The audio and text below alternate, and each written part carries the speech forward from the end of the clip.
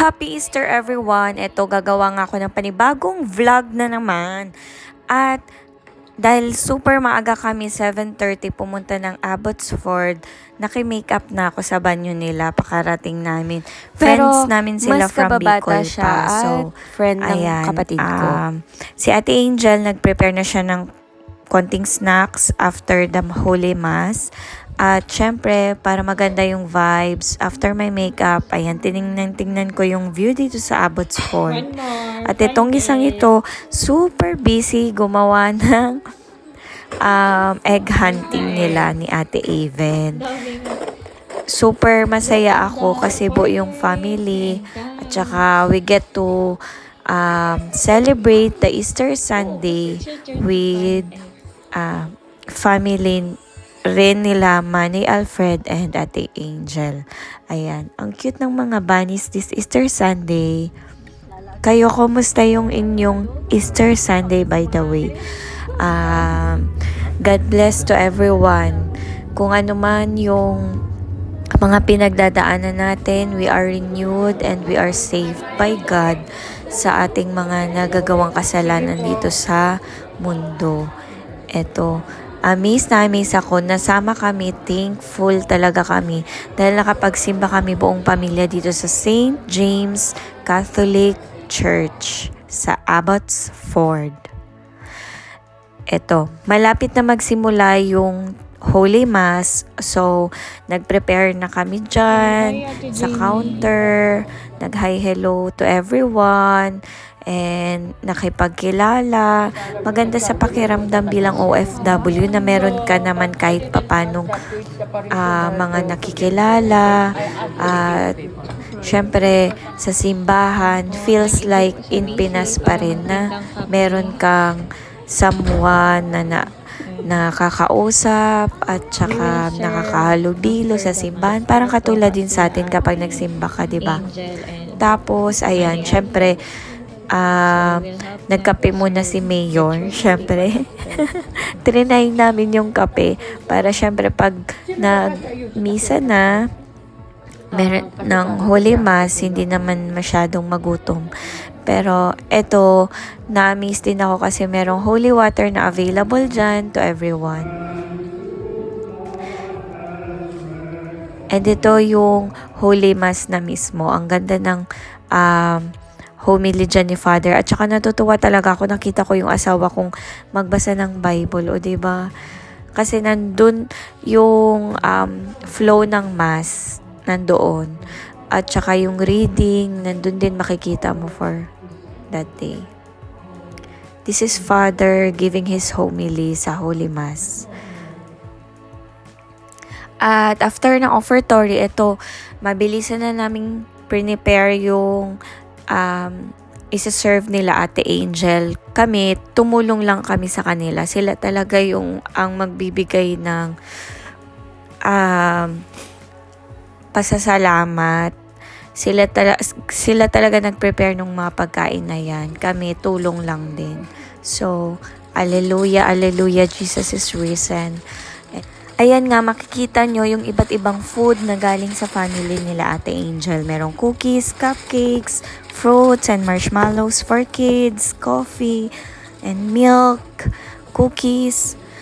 Siyempre, tinake na rin namin yung chance na magkaroon kami ng pictures sa church. Ayan, eto yung after the Holy Mass, we get to know each other. We can say hi, hello to everyone. Ayan, eto na yung family nila nagsiserve sa mga tao. At syempre, hindi naman tayo masyadong magpapalata, pero kahit pa paano gutom na rin tayo dyan. So, nag-coffee din kami at saka konting cupcakes, kay Ulaya konting candies and fruits, ayun. So, everybody's happy and get served naman after the Holy Mass. And masaya din naman talaga yung buong family nila Manny Alfred. At yan ang kanilang pasasalamat sa Diyos sa lahat ng biyaya na naman sa buong taon. Ito nga yung practice dito sa ibang bansa. So maganda nga rin to kasi syempre malamig yung panahon dito sa Canada. So at least bago man lang sila umuwi after Holy Mass, medyo may nakain na. Niyan, nagligpit na kami ng mabilisan at we headed to our next place to celebrate Easter.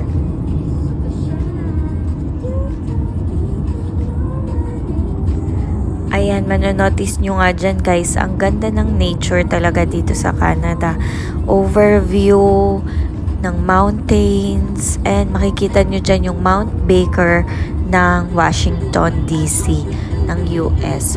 So dahil dito sa location namin, mag-Abbotsford, Langley, Surrey, Pitmeadows, anywhere dito sa BC, sometimes overview kita yung Mount Bakers ng Washington. Ayan, at sobra nga tayong thankful sa family nila dahil naisama tayo. We're heading to Cultus Lake. At by map, ang Cultus Lake ay located na sa Chilliwack. So, we're outside Abbotsford already. At napakasaya lang kasi at least naisama tayo. Guys, wala pa tayong sasakyan dito sa Canada ha.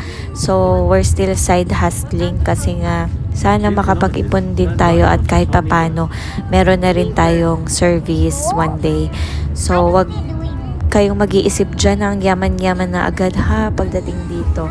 Pero syempre, case to case, wag naman natin masyadong i-compare yung experience nung mga matagal na dito at saka yung bagong dating. So, meron din naman bagong dating na able magkaroon agad ng sasakyan. So, depende talaga yun sa kapalaran mo kung pinanganak ka na na puno ka ng biyaya. Kaya, ikaw, huwag kang gagawa-gawa ng basta-basta ng kasalanan para nabibless ka ni Lord. Ayun. So, yan. Huwag tayo mag-compare sa iba, guys. Mag-enjoy-enjoy lang tayo ng buhay natin everyday. Huwag gagawa ng mali sa kapwa. At papunta na sa tong vlog ko. Ayan, enjoy nga tayo, 'di ba? We're here to celebrate Easter Sunday. Ang pagkabuhay muli ni Lord. So, Jesus Christ is risen. So, itong place na to, malapit na kami niyan sa Cultus Lake. Ayan na. Ang ganda talaga. Wow, 'di ba? Pero wag kayong mag-alala ha, hindi tayo nagastos dyan ng sobra-sobra. Hindi kami pumasok dyan kasi yan, guys, may entrance fee dyan. So, for you to be able to ride those different rides dyan, kailangan mong magbayad. Dun kami sa katabi niyan, yun naman is lake siya at pwede ka mag-picnic, just relax lang, enjoy ang hangin, enjoy ang view, enjoy the presence of family. Ayun, yun ginawa namin. At syempre, speaking of enjoyment, we enjoyed it with a cup of coffee. Nakakatuwa lang dyan. Ang saya siguro ng mga bata na nasa rides na yan. Pero for me kasi guys, ayoko talaga dyan. Kasi iwas-iwas tayo ng vertigo. Ayoko guys, malula. So ayan nga guys, kung meron lang kayong tanong, mag-chat lang kayo or mag-comment dito sa aking video at try kong masagot. Pero ayan. Isa nga tayo minsan sa mga pinagpapala kahit papano na experience natin yung ganitong araw at experience dito sa Canada kahit hindi pa tayo masyadong matagal. So, ayan. Enjoy lang sa buhay. Huwag masyadong poproblemahin ang problema. At magtabi-tabi ng pera para makapagbayad ng utang. Ulaya.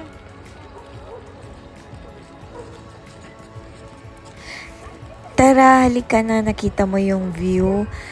Enjoy na natin yung oras na to. Sishow ko sa inyo, papakita ko yung Cultus Lake. Di kami masyado nag-abala pa at nagdala ng mga kung ano-anong pagkain. Gusto lang talaga namin i-enjoy yung nature dito, yung presence ng bawat isa. So, meron lang kaming dinalang konting food, chips, pie, and drinks, coffee, fries, yun lang.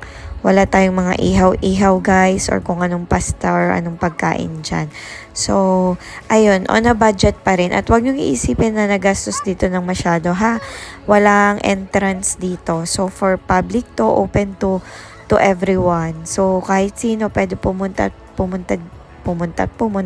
Ano ba yan? At pumunta at enjoy itong lake. Cultus Lake. O, nakita nyo naman yan. Diba? Ang ganda ng mountain. Ayan, naglakad-lakad nga kami dyan sa gitna. At naupo, in-enjoy yung hangin, nagkwento-kwentuhan, at saka enjoy lang, chill lang sa life. So, ayan. Pakita ko sa inyo. Ang ganda dyan. Sana all dyan sa mga homeowners na yan, no? Ang ganda ng home nila. Pero, we are blessed by God in different ways, in unique ways, in His ways. So, ayan, darating din naman yung time na able ka magpatayo ng bahay kahit naman 4 na corners lang yan or what. So, enjoy the moment. Ayan, sharing to you guys the beautiful Cultus Lake. Ayan, speaking of Olaya, super excited niya. Ayan, binitbit ko nga yung kanyang swimsuit. So, ayan, nagtampisaw siya dyan. Half body lang naman. Hindi sila nilalamig guys. Ang mga bata parang hindi lamigin yung kanilang katawan. Nasa edad nila yan. So, I let them just enjoy. Ayan.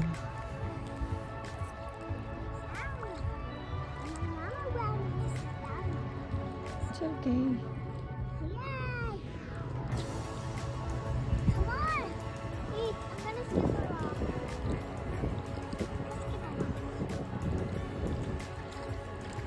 Lalay.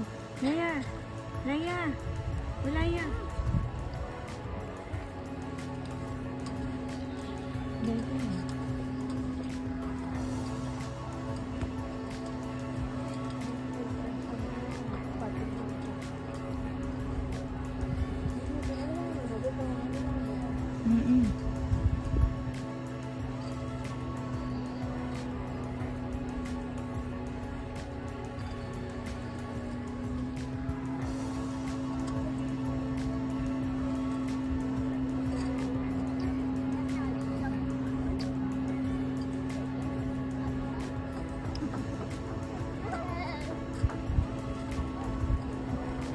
Selma, ये तो ये फंसाना नहीं है